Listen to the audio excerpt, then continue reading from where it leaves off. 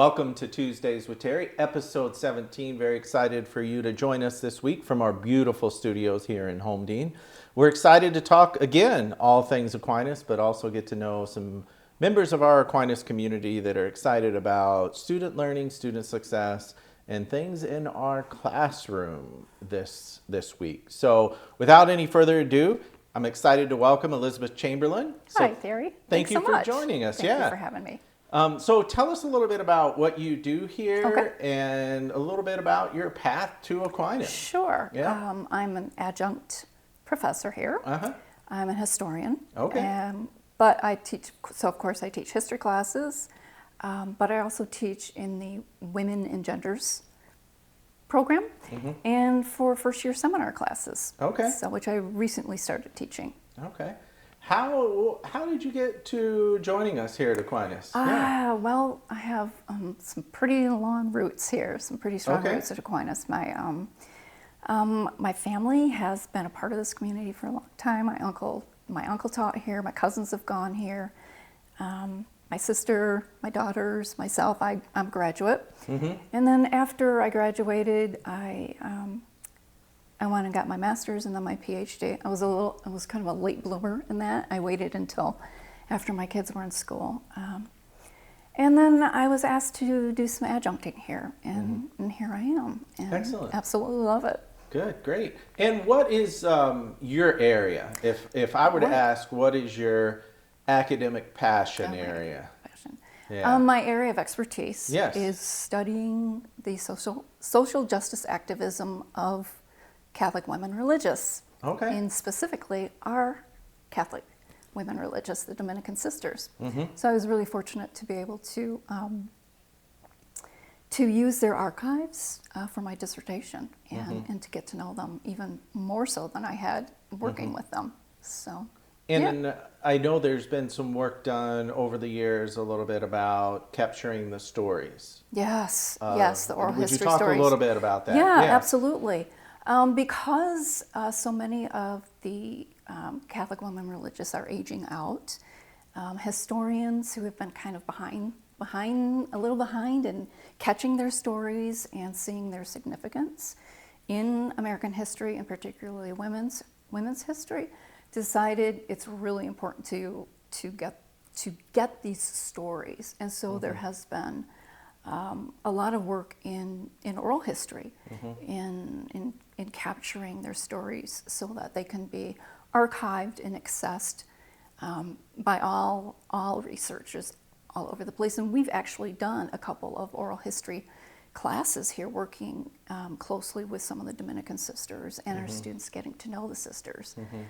And that's always really exciting for my students to learn about the sisters, because most of them, and a lot of our students aren't Catholic, right? And so, and even some of those who are, have kind of some older, how do I want to say this, some understandings of what a sister, our students can work with the sisters and collecting those stories and archiving those stories, and that's important. So many people have so many different misunderstandings about who the sisters are and what their work is, and so not only does this shine a light on the sisters' work, their very important work, our students get to learn about them at the same time. And there's such, in doing something like this, there's such a personal connection that develops. Very much so. Being a part of some of this work Absolutely. in my previous institution, and then looking into it and hearing about it here, there is such a personal connection when you learn the stories. Very much so. Absolutely. And for, especially for some of our female students, it's really good to be able to see the history of women in the United States and to include Catholic women religious in that history, because so often they've been neglected. It's been neglected, and so for a lot of students it's great to see these examples of these young women as nuns who were path breakers, oftentimes path breakers, which is often very shocking for students to hear about. And when you're in the classroom and you teach a variety of courses for us, What's some of your favorite things to do in the classroom? Like whether that's a favorite Gosh, lecture or activity Yeah. that sticks out to Oh my you? gosh. Well, since the conversion to the 4 credit class from the 3 credit class, we're giving more time with our students, and that has allowed me and a lot of other professors to take students off campus for experiential learning. And for example, for my Women in American History class, we have been to 3 different museums so far, and we're going to our 4th tomorrow. We're going to the Gerald R. Ford Presidential Museum, which is just across the river there, and they get to see firsthand history right there, and they're able to make those connections much more so than I could ever teach or they could ever read. Last week we went to the Jim Crow Museum, and for students to see the very objects that were used to segregate people is such a lesson that I can't give in the classroom. And so those are the great things that I love. Those are the really exciting things for me to see students. You can see that in their eyes, do that aha. It's like, oh, I understand now. And that's really exciting to see that. Well, I mean, we appreciate, thank you for all you continue to do here at Aquinas. It's a privilege, it really is. And, you know, we definitely appreciate that. And I know our students share their feedback as well. Oh, that's great. It really is a privilege to watch them grow and learn and that aha moment. Excellent. Well, another exciting part of our show is we get to jump into what we call Biscuits Corner. Right. Where we get to talk about your pets. And I hear that's pets with an S. With an S, plural, for sure. And due to the magic of technology, Okay. we get to put the pictures kind of right here. Okay. So tell us a little bit about your pets. Okay. I think I sent 3 pictures. Okay. I don't know what order the pictures are in, but I will just start with Absolutely. the mini donkey. Jump right in. Yeah, we've got a mini donkey. Her name is Betsy. Okay. She is definitely the matriarch of the barnyard. Okay. She's very sweet, but I think she just kind of tolerates us. Okay. Tolerates people. Okay. You know? And then Henry's the pony. Yeah. Super sweet fellow. Super sweet. Not the brightest light bulb in the barnyard, but he's sweet. And then Frederick, Lord of the Earth and Realm, is the cat. Okay. And he came to us via one of my grandsons, one of my twin grandsons, who tried to smuggle this cat into his car when he was leaving a farm. And since he couldn't take the cat home, he thought Grandma needed a cat. And Okay. so I'm not going to say no to that, right? Yeah, I was going to yep, say yep. no to that. So he's part of the home, and he's more of a dog than a cat. So Okay. I don't know if you've ever had a dog cat before. I have not had No, a they're dog pretty. cat before. Yeah, Yep. yeah. He fetches, he begs. He's kind of like a dog. Oh, So, yeah. interesting. Yeah. And gets along well with the pony and. He's an inside cat. Oh, inside. Okay. Yeah, Okay. he's not a barn cat. Yep. So yeah, he's very spoiled Okay. in the house. Well taken care of, we'll say. Well, yeah, very pampered, very pampered. Excellent. Yeah. Well, thank you for sharing. Yeah, sure. As we kind of wrap up our segment, Okay. As folks like to get to know our guest as well, Yep. is talking a little bit about some rapid fire questions. So Okay. don't overthink them. We'll just throw them out. All right. And you go ahead and answer. All right. All right. Your favorite cheese? That would be any sharp cheddar. Okay. Yep. Your favorite ice cream? Butter pecan. Okay. Yeah. Very, very quick on that one. Oh, yeah. That's yep. Definitely. Clearly a favorite. Yep. Gloves or mittens?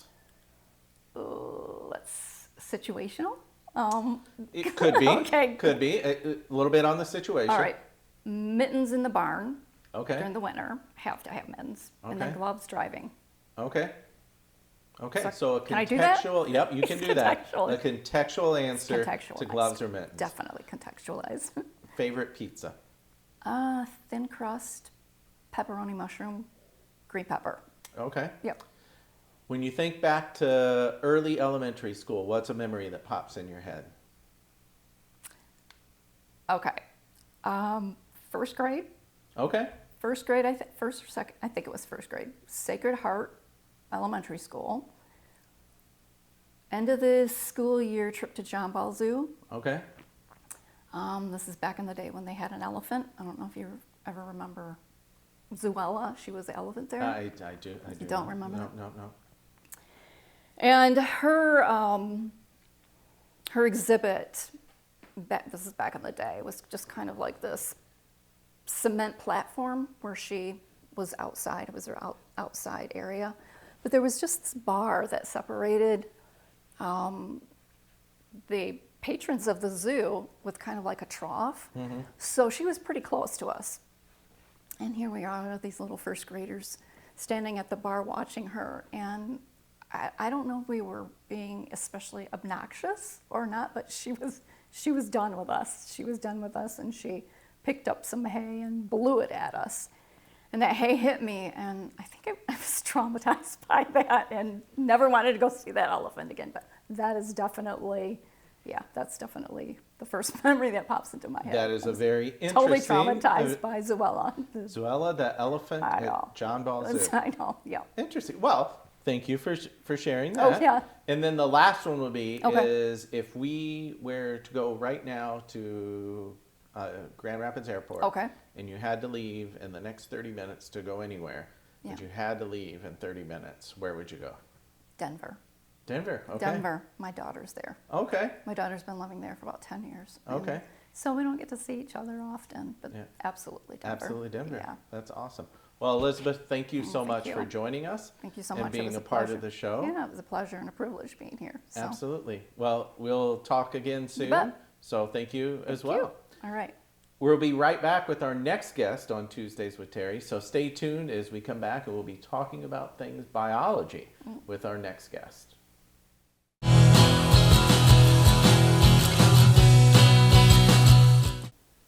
Welcome back to Tuesdays with Terry. We're very excited for the second half of our show, where we're going to be talking all things biology and likely a little anatomy in here as well. So Becca, it's great to have you on the show. Thanks for having me. So tell us a little bit about, I gave a little preview there, about what you do here at Aquinas College. So I teach human anatomy and physiology 1 and 2. So bio 155 and 156. Okay, so would that be over 2 semesters then? Yep. Okay. Yep, and it's a lecture and a lab. Okay. So when you're doing like the first semester, what's the range of kind of topics there? And does it kind of build into the second semester? Yes. Okay. Yeah, so the first semester starts with like just learning basic anatomic language, like how we describe the body, how we describe the body parts in relation to each other. And then we move into the cell and different parts of the cell. And then we kind of just speed up and do skeletal muscle, musculoskeletal system, nervous system, skin, all in the first semester. Okay. And it all builds. And then second semester is a lot of physiology about the different systems themselves. So Okay. like cardiovascular, circulatory, all the way up through reproductive. Okay. And do you have a variety of students? Obviously, probably some nursing students in there. Yep.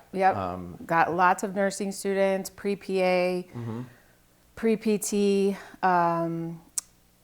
clinical exercise science. I have a couple pre-vet students, pre-dental, and some child life specialists in there as well. Great. So a wide range of students, and I'm sure with the lecture and the lab, that's probably keeping you pretty busy. Yes, it's pretty busy. Yes. Yep. It's a And big class. Tell us like a little bit about how, I mean, I know the story because we've talked about it, how you, like your path to Aquinas, like your educational journey, career journey, and How I got here. How you got here, yeah. Yeah. So I am a physician. I'm a pediatric oncologist. I specialized in pediatric brain tumors and blood disorders for about 15 years. And grew up outside Chicago, trained in Chicago, and then went out to Portland, Oregon and did more training and loved it out there. So we stayed out there for about 11 years. Okay. And then right before the pandemic, we were looking to come back kind of be closer to home. So ended up in West Michigan, which has been wonderful because now we are closer to home, but not too close. Yep. And I was working over at DeVos Yep. in their pediatric hematology oncology division and really loved it, but at some point wanted to pivot a little bit and spend more time in the education realm Yeah. rather than the clinical realm. So I'm taking this time now to teach more, and so far it's been a lot of fun. Good. And what is it about that, we're almost done with the semester. We're close. What is it kind of that you've noticed in your first semester here about Aquinas or about our students that just kind of reinforces that decision? Oh my gosh, they're so fun. I think I love the fact that they are curious and they ask good questions. And yes, they get very stressed before exams, but in general, like they clearly are interested and want to learn, and that makes my job a lot easier. I know and I think also the fact that they are mostly athletes, a lot of them are athletes, is incredible. I can't imagine going through college and playing a sport. I think that takes a lot of discipline and time management. So I'm really in awe of them that they're able to do those things and my class and then all the other classes. Yeah. And they're just fun. I have teenagers at home, so I'm kind of used to that energy a little bit, I think. So when I'm here, it's a very similar energy as to when I'm at home. Yep. But I love how passionate a lot of them are. Yeah. And how clearly dedicated they are, and knowing that the next generation will be well trained is very important to me because they're the ones who are going to take care of my family and me. Yeah. So I get every time I come on campus, it just feels like a happy place, even when they're stressed. It's pretty happy. So very different from what I used to. Wow. We're very, very happy you're here. Thanks. And a part of the community. And moving into Albertus. Yeah. And with your colleagues. And there's a new piece of equipment. Yes. That we're still learning. Still learning. And the anatomage table is, I was over there this past weekend, saw it again. It is an impressive piece of equipment that I think we'll continue to learn and continue to utilize. Yeah, for sure. I love that table. I have worked, it's been interesting trying to incorporate it into class just because there's still so much I'm learning about it. Yeah. I went over to KCTC a couple weeks ago and got some tips from the instructors over there because they also have one. And I think the students really enjoy it. I think it's a little overwhelming just because there's so much it can do. Yeah. But my goal for next semester is I'm hoping to get a TA to help with some of my labs so that I can have some time down in the suite where the anatomage table is during lab with the students, because right now I'm kind of running back and forth. So that way we can utilize it even more, because I think the ability we have to teach them more is incredible with that. And when you think about that for our everyday viewer of the show, how would you kind of describe it to them? Like if they were to ask, they're talking about this anatomage table, what is that? So it's a huge computer essentially, and it's the size of a human, and it has right now it has 5 cadavers that have been dissected and then had CT imaging take pictures of the dissections and then re-put them back together. So it's essentially 3D, but it's in the computer or in the table. And you can dissect by layer. So you can take off the skin, you can go down to muscle, you can go down all the way down to nerves and just have all the nerves of the system displayed. It'll tell you the names of things. It'll tell you, for muscles, the unit we just did, it'll tell you where the muscle originates, where it inserts. There are some features on it that can show how the muscle is moving the joint, so it'll actually show you how it's moving in real time. You can turn the cadaver, you can cut it on different angles, all these things that you just cannot do with a human cadaver or with a prosected specimen. Yep. Because if you need to go back to sort of see how things relate to each other, you can. It's really it's super easy. And then to like just show one side to the other for the students, like you're able to do that much easier than you would be able to with a live specimen. Yeah. It sounds fascinating. It's I've really seen cool. it in use before and kind of played around with it. And it's just, I think the opportunities are ever growing with updating software, Yes. updating Yeah. graphics and so forth. It's Yeah. amazing. Like you can show the heart pumping, and then you can actually like have the blood show what like the simulation of blood flowing through the arteries and the veins, which goes different directions. So it's a super helpful tool for students because that's often a really hard concept to understand when you're learning the cardiovascular system. Yep. So I'm super excited to use it next semester to show them that. Well, So I think it'll make it easier a little bit. Yeah. Yeah. Well, excellent. Yeah. Well, we are very happy your journey brought you here to Aquinas. And now we get to kind of move into learning a little bit more about you Okay. and move into Biscuit's Corner. Okay. So we're going to talk a little bit about your pets and understand there's two. Yep. And through the magic of technology, they're going to be displayed here. Okay. So tell us a little bit about your pets. And I hear one is very appropriate for Biscuit's Corner. Yeah, so I have 2 labs. Yep. I have a black lab named Felicity and a yellow lab named Winnie. Felicity was my very first puppy. I had never had a puppy before. And we got her in Oregon. And she came named Felicity, but it was just the kids loved it and didn't Yeah. want to change it, even though it's 4 syllables. It's quite long. And she's the best dog I've ever known. She's so sweet. She loves her ball. She's very chill, although she barks a lot, but she's just like wonderful. And then we had another dog when we got Felicity who unfortunately passed away. So then because Felicity was very sad, meaning me, we got another lab, and Yep. that's Winnie. And we named her Winnie because she's yellow. Yep. So she looks like Winnie the Pooh. Winnie the Pooh, yeah. And she is a disaster. So as good as Felicity is, Yeah. that is as bad as Winnie is. Like everything about her is harder.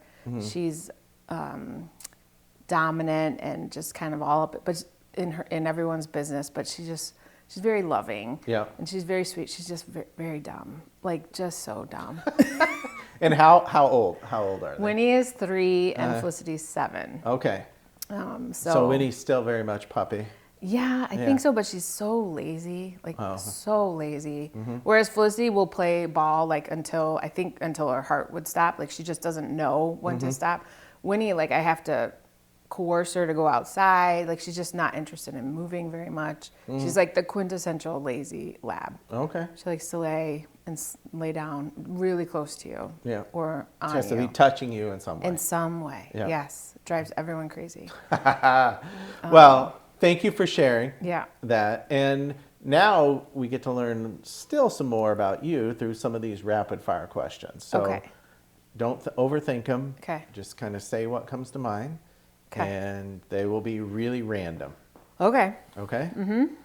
What's your favorite ice cream? Oh, mint chocolate chip. What's your favorite cookie? My husband's chocolate chip cookies. Okay. That's very specific there. Yeah, because they're like really good. Excellent. Yeah. Excellent. And what would be your favorite cheese? Oh, Havarti. Oh, okay. You're quick on that one, I too. do love cheese. Excellent. Excellent. Your favorite pizza? I really like Andrea's Pizza in Okay. town, and they make a really good thin crust with sausage. Okay. That's my favorite. Excellent. Mm-hmm. Gloves or mittens? Ooh, mittens. Yeah, Okay. because I don't like when my fingers get cold. They stay warmer, closer together. Okay. Mittens have not been as popular on Interesting. Tuesdays with Terry. Really? So you're pretty strong in your mittens I answer. feel pretty good about it. Yeah. Although you can now get mittens that have gloves kind of on the inside. Yeah. But I like mittens better. Like a solid mitten. I do. Okay. Yeah. Sweater or sweatshirt? Sweatshirt, Okay. 100%. Okay. If we were to go to the airport right now and you had to leave within 30 minutes, where would you go? You'd go anywhere. But you Oh. had to leave in 30 minutes. I would go to Scotland. Okay. I really want to see Scotland. Okay. Excellent. And our final one is, if you think back to early elementary school, what's one memory that pops in your head? I was a fairly good student in elementary school, but I remember we used to have desks and we used to have textbooks, which I'm sure they still do, but I'm not sure actually anymore. And I would read under my desk. I'd put my book inside the textbook and read it under, under the desk. And I thought for sure my teacher had no idea, but I know in several report cards it mentioned that I needed to pay more attention in class and stop reading. And what would be your read? Oh man, I read everything, but like back then it was, elementary school was probably like Ramona Quimby. I really liked the Babysitters Club, when the original Nancy Drew. Yeah. Kind of anything fiction at that point. But I remember specifically sitting in social studies in third grade and the textbook under the table. With your book Reading right my there. book. Yep. Yeah. Excellent. Yep. Well, thank you for joining us. Yeah, thanks for having me. It's great to have you on the show, and it's great to have you as part of our Aquinas community. I'm happy to be here. It's been really fun. Excellent. That wraps us up today for Tuesdays with Terry. If you are interested in joining the show and getting on the list, feel free to email me at the email address below, and we can definitely get you set up with the form and information, and we can definitely make sure that you're on the schedule moving forward.